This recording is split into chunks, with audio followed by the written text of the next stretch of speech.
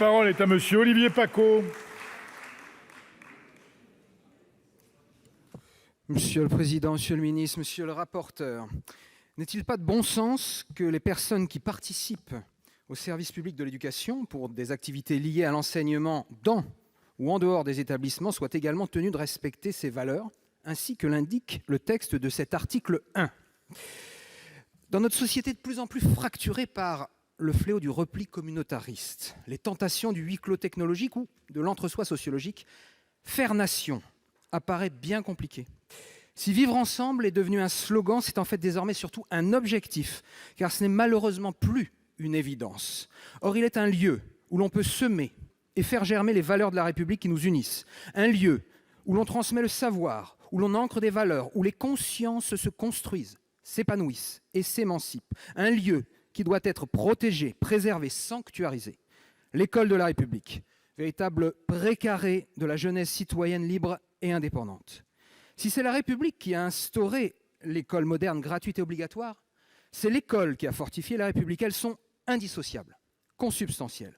Or, dès l'origine, cette école s'est voulue laïque, donc neutre. D'abord parce qu'elle voulait respecter tous ses enfants, ceux dont les parents croyaient au ciel, ceux dont les parents n'y croyaient pas. Remercions d'ailleurs notre rapporteur pour ses rappels juridiques et historiques précis et précieux. Mieux vaut savoir d'où l'on vient pour ne pas se perdre. Le combat pour la laïcité a une histoire, jalonnée de débats et de fièvres. On a évoqué les lois de 1882, 86, 1905. Personne aujourd'hui n'en conteste la légitimité, l'utilité. On a aussi évoqué celle de 2004, relative à l'interdiction du port de signes religieux ostentatoires par les élèves.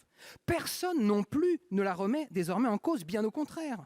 Or, ce texte fut précédé de 15 ans de controverses et polémiques nées notamment après l'affaire du collège Gabriel Havez de Creil, dans notre département de l'Oise, avec Jérôme Bacher et Laurence Rossignol. Relisez les articles d'alors.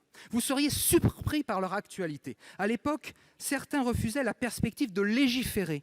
Sous prétexte de stigmatisation, on nous annonçait même que certains établissements scolaires allaient se vider.